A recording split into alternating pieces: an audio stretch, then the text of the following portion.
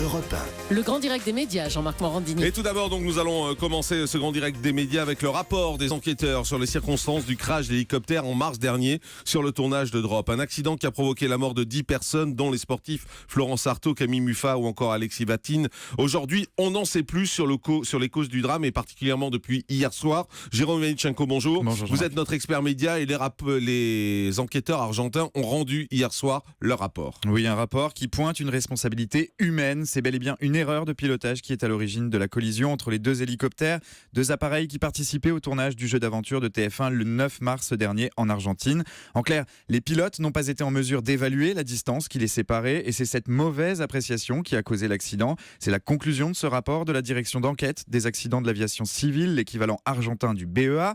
En revanche, pas question d'accabler les pilotes en tant que tels, en tant que personnes. Des pilotes qui sont morts, eux aussi, dans l'accident, rappelons-le. Tous deux étaient correctement formés, ils étaient à jour de leur certification. Non, ce que pointe dans le détail ce compte-rendu, présenté mercredi aux familles des victimes, c'est une combinaison, un faisceau de facteurs, notamment un manquement dans la préparation du plan de vol, des lacunes dans la planification de cette rotation entre les deux appareils.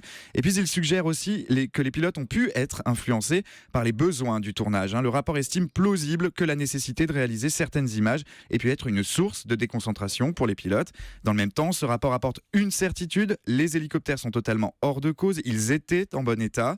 9 mois après l'accident, les enquêteurs argentins donnent des éléments techniques, factuels, mais ils ne déterminent pas de responsable. C'est désormais à la justice de les trouver en s'appuyant sur ces conclusions, écrites noir sur blanc dans un dossier de 45 pages. Et pour les familles des victimes, c'est donc un premier élément de réponse. Oui, un élément qui confirme les soupçons des familles de certaines victimes du crash. Quelques jours seulement après l'accident, Hubert Artaud, le frère de la navigatrice Florence Artaud, lui-même pilote d'hélicoptère, avait évoqué la possibilité d'un manque de préparation, de coordination. C'est aussi le point de vue de Bénédicte May, c'est la mère de Lucie May Dalby, journaliste de 36 ans, qui a trouvé la mort dans l'accident. Elle était invitée hier soir sur le plateau de BFM TV.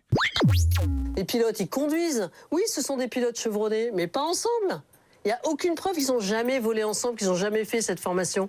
Et qui est le responsable de l'affaire? C'est une boîte de production française. Ce sont des Français qui sont allés travailler. Il y a une obligation de l'employeur à garantir la sécurité de ses salariés. Et pourquoi il ne met pas le maximum de moyens? Pourquoi il met le minimum de moyens?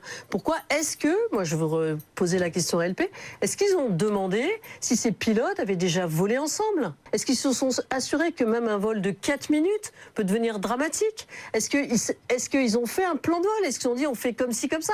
Est-ce que c'est autre chose que ce petit dessin dessiné par un enfant de 6 ans?